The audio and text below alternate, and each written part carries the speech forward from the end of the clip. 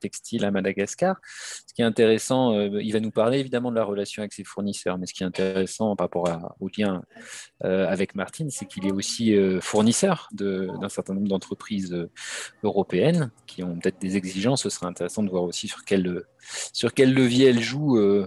On sait qu'il y a les leviers marché aussi, parce qu'il y a des demandes de labels, de choses comme ça. Et puis, il y a peut-être d'autres leviers. Ce sera intéressant aussi de l'entendre là-dessus, mais il va surtout se concentrer sur lui aussi, ce qu'il fait avec ses fournisseurs chez Ultramail. Marc, je te laisse la parole. Ok, je pense que vous m'entendez. Oui, très bien. Très bien. Donc, bonjour à toutes et à tous. Donc, effectivement, moi, je travaille dans une entreprise ici à Madagascar de mailles, donc principalement donc dans le textile. Alors, je vais vous présenter un peu le contexte dans un premier temps et pourquoi on est impacté, effectivement, nous en tant que fournisseurs, mais comment on travaille aussi avec nos fournisseurs. Donc, présenter un peu Ultramail et puis deux démarches qui structurent aujourd'hui nos interventions en matière RSE plus généralement, mais sur cette chaîne de valeur et avec nos fournisseurs. Et puis, terminer par le travail qu'on entame sur une démarche volontariste sur le raffia, qui est une fibre que l'on utilise ici dans notre entreprise. Donc, sur le contexte, peut-être sur la slide suivante, le textile est, on va dire, assez au centre des préoccupations. Il y a 8 ans, quasi jour pour jour, à quelques semaines près, on a tous en tête, il y a eu la catastrophe du Rana Plaza, où il y a eu plus de 1000 morts, plus de 2000 blessés graves, qui a choqué l'opinion publique. C'est un moment fort de prise de conscience, même si il faut savoir que les chiffres depuis les 8 dernières années sont aussi alarmants sur le nombre de morts dans l'industrie textile dans le monde, mais ça fait moins le buzz. Mais bon, cet événement a créé en tout cas une prise de conscience chez certains de l'organisation de l'industrie textile, des grandes marques, principalement en Europe, aux États-Unis, qui montraient que finalement, ce qu'on portait principalement dans ces marchés-là était fabriqué bien loin, en particulier là au Bangladesh, qui est une des nations phares dans le textile mondial, et que ça détruisait des vies, ça détruisait aussi l'environnement. Donc, à partir de là, il y a eu un certain nombre de démarches ou de renforcements que moi j'appelle des petits pas, mais on est toujours confronté à des difficultés importantes, que ce soit en matière environnementale, en matière sociale, on vient d'en parler sur le travail des enfants, de santé, de conditions de travail, d'éthique des affaires, donc de corruption et de droits humains de façon générale. Pour illustrer les difficultés, tout à l'heure, Martine évoquait le problème avec les Ouïghours. C'est d'autres événements qui préoccupent aujourd'hui l'industrie, en particulier en Chine. Mais au Bangladesh, il faut savoir qu'en 2013, donc après la catastrophe, il y avait eu un accord qu'on appelle l'accord du Bangladesh, qui donnait un encadrement en particulier sur le cadre réglementaire lié aux bâtiments dans lesquels on puisse intervenir. Il faut savoir que cet accord prend fin au 31 mai, donc dans 11 jours 2021, et que pour l'instant, les négociations piétinent dur, et qu'on risque de se retrouver avec un non-cadre sur ces aspects-là dans l'industrie textile. Donc, on voit que tout ne se résout pas et qu'il peut y avoir un certain nombre de reculs.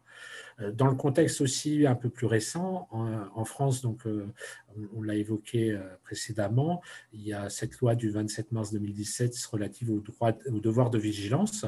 Donc, les donneurs d'ordre, nos principaux clients, ont aujourd'hui un devoir de vigilance et peuvent être rendus responsables des dommages causés par un des fournisseurs, donc par nous par exemple, ou par la chaîne de valeur par la suite. Alors, cette loi était dans son encadrement un peu plus, on va dire, contraignante. Le Conseil constitutionnel a posé une limite sur la responsabilité directe du donneur d'ordre. Donc, ça réduit un peu l'impact parce que prouver que, par exemple, le travail d'enfant est directement lié à la demande du donneur d'ordre, ça sera beaucoup plus compliqué. Mais le risque numéro un est peut-être pas aujourd'hui juridique, en tout cas pour l'entreprise. Je reviens un peu sur le débat qui finalisait l'intervention précédente.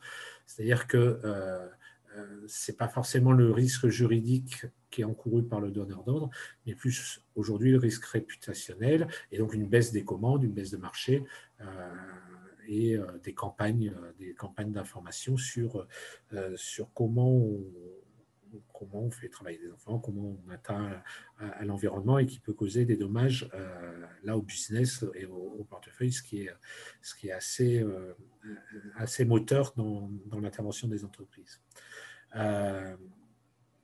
Donc, il faut savoir aussi que le Parlement européen, en début d'année, et encore là ces semaines, travaille sur des propositions donc, avec la commission de directive, et le Bundestag allemand, donc le Parlement allemand, travaille sur des lois sur la responsabilité des entreprises, en particulier sur les atteintes aux droits de l'homme et à l'environnement. Donc on sent que les contraintes législatives, en particulier en Europe, sont en train de prendre des mesures et donc ont des répercussions forcément dans la chaîne de valeur, nous en tant que fournisseurs, et on verra au travers des fournisseurs qui sont mobilisés dans nos productions.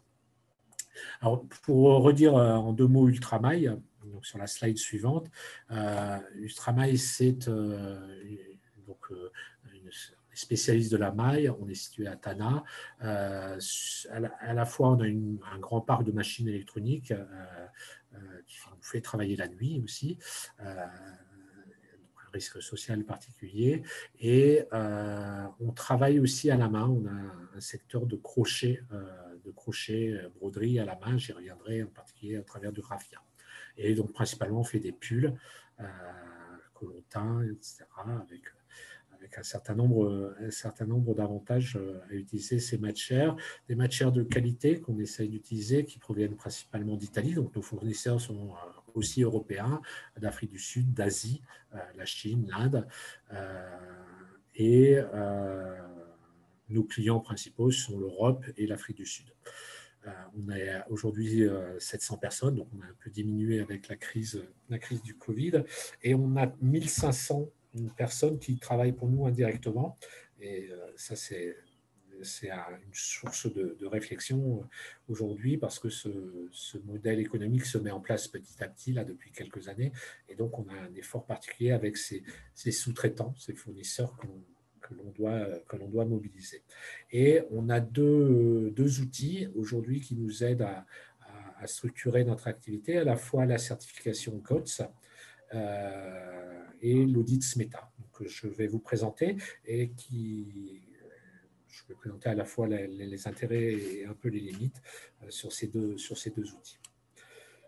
Donc, sur la diapo suivante, le label GOTS, en fait, c'est un label donc international qui est une certification qui certifie les entreprises qui utilisent du textile bio, organique, et donc on doit respecter un certain nombre de standards, et ce qui permet de commercialiser les textiles donc avec un label environnemental, en sachant que ce que va garantir ce label, c'est des procédés de production et de transformation respectueux de l'environnement. Donc, les audits sont principalement liés à comment, à la fois nous, nos fournisseurs, nous donnent de la matière qui ont été respectueux de l'environnement.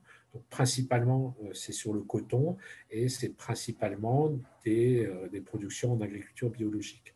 Donc, il faut que nos fournisseurs soient eux-mêmes certifiés sur non-OGM, pas d'intrants chimiques, etc. Donc, un cahier des charges de l'agriculture biologique. Le deuxième volet qui est aussi intégré, c'est le respect et l'amélioration des conditions de travail. Et donc, là, on est beaucoup plus sur un encadrement des normes sociales. Et je rebondis sur l'intervention précédente, où effectivement, dans ce label-là, le label GOTS, on est plus sur une vision de ce que fait l'entreprise, du respect des normes de l'entreprise, et peu d'éléments de prévention. J'y reviendrai par rapport au SMETA, et c'est pour moi une grande différence, c'est-à-dire que voilà, on respecte le fait qu'il n'y ait pas autant d'heures supplémentaires, plus de 12 heures d'heures supplémentaires dans la semaine, par exemple, qui est au-delà de la législation sociale malgache. On respecte un certain nombre de cadres légaux ou réglementaires, mais il y a peu d'éléments de travail sur la prévention. L'utilisation de fibres biologiques, dans aussi les procédés et les productions respectueuses de l'environnement. GOTS va regarder tous les produits, tous les intrants qu'on utilise ici, si eux-mêmes sont certifiés ou n'intègrent pas un certain nombre de produits chimiques. Par exemple, si on utilise une huile pour nettoyer les machines, on doit certifier que cette huile n'utilise pas de produits chimiques dangereux, etc.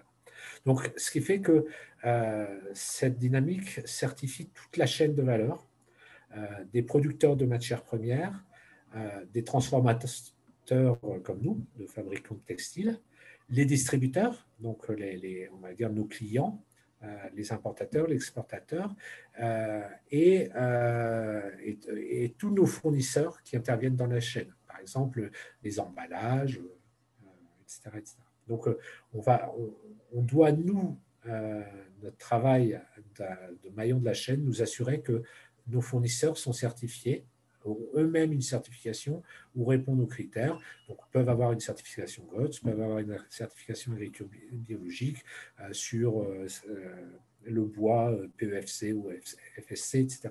Donc, il y a un cadre qui, on va dire, fait couvrir l'ensemble de la chaîne par cette certification. La démarche SMETA, qui est une autre démarche pour laquelle on est aussi engagé, c'est là une démarche plus large, on va dire, qui est en fait un code d'éthique et un audit social qui est là aussi mis en place dans les entreprises et dans notre entreprise. Donc, cet audit social, c'est donc une méthode de travail qui va venir nous évaluer dans chaque entreprise et qui va évaluer aussi nos fournisseurs. C'est-à-dire que là, pour le coup, la vision est beaucoup plus à 360 degrés et on va faire que nos fournisseurs s'engagent par notre intermédiaire dans cette démarche d'éthique. Et principalement sur les conditions de travail. Donc, on est moins sur les questions environnementales que sur les questions, là, pour le coup, sociales et conditions de travail. Donc, l'idée de cet audit social, c'est d'aller voir sur le site ou d'aller voir sur le site de nos fournisseurs pour évaluer les conditions sur le terrain, donc pendant plusieurs jours, au travers d'une démarche de questionnement, de remontée d'informations. Donc, nous-mêmes, on est soumis par nos clients à cet audit-là, c'est-à-dire que nos clients demandent d'avoir cet audit-là et on peut demander, nous, que certains fournisseurs soient aussi audités. Et donc, on regarde sur les questions de droits humains, donc le travail des enfants, le travail forcé, et c'est là où ça différencie de la démarche GOTS, d'une démarche de certification de non-conformité à une règle, c'est beaucoup plus des recherches de quelle est la politique, quelle est la stratégie que vous mettez en place. Donc, là, il y a interdiction du travail des enfants, si je reprends cet exemple-là. Donc, on regarde si effectivement il n'y a pas d'enfants qui travaillent, c'est un travail de l'auditeur, mais c'est surtout quelles sont les actions que vous mettez en place pour éviter le travail des enfants. Par exemple, ici, nous, sur l'entreprise, on a un service de santé au travail qui est présent au sein de l'entreprise et qui accueille les familles et donc des enfants. Ce qui fait que sur le site, on peut avoir des enfants qui viennent pour pouvoir bénéficier d'une consultation médicale. Et donc, il faut mettre en place les actions de prévention pour que ces enfants ne puissent pas se retrouver en situation de travail à un moment donné, ou quand ils accompagnent leurs parents au travail. Donc ça, c'est au moment du recrutement, comment on va s'assurer de ce travail des enfants et comment on va s'assurer que nos fournisseurs respectent aussi cette mesure-là. Donc on doit présenter notre stratégie, notre politique. Là, sur le travail des enfants, mais c'est vrai aussi sur les questions de santé au travail, par exemple.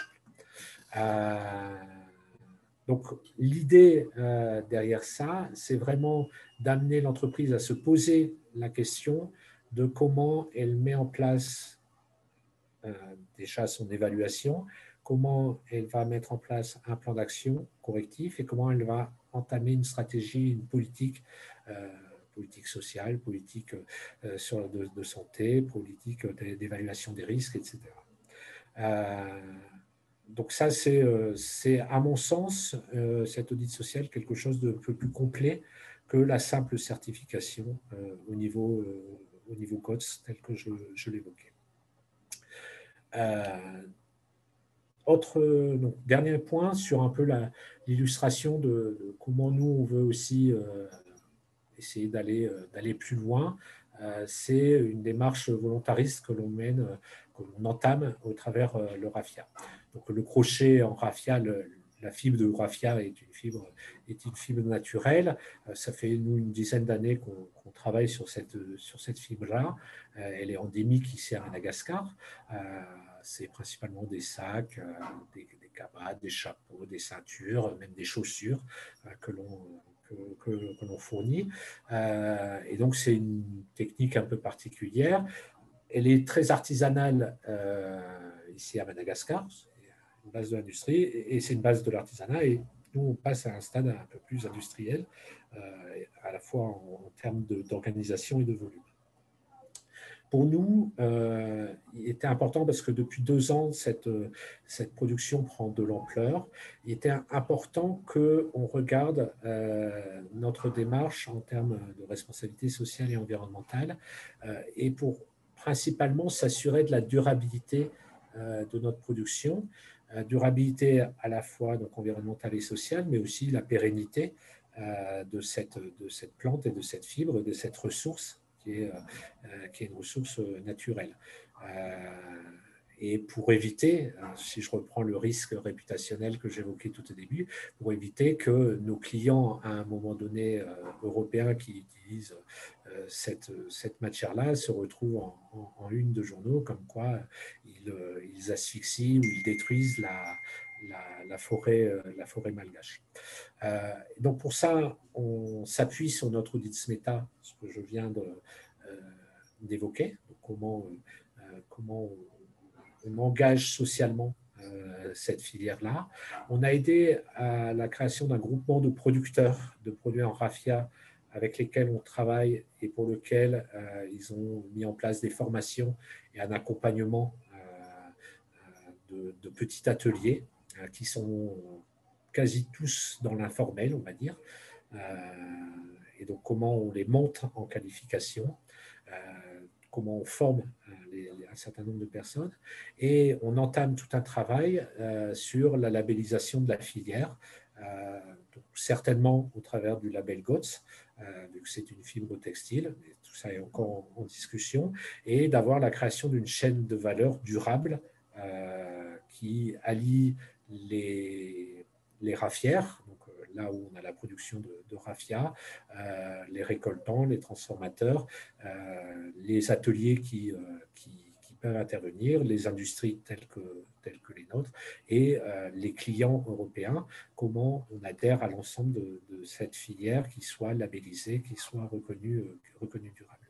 Et donc, un des gros travaux aussi, c'est la mobilisation là, de nos clients européens, parce que la démarche ne part pas d'une demande de nos clients, là pour le coup, mais de nous, notre volonté d'instaurer durablement un marché ici sur Madagascar, sur cette dynamique.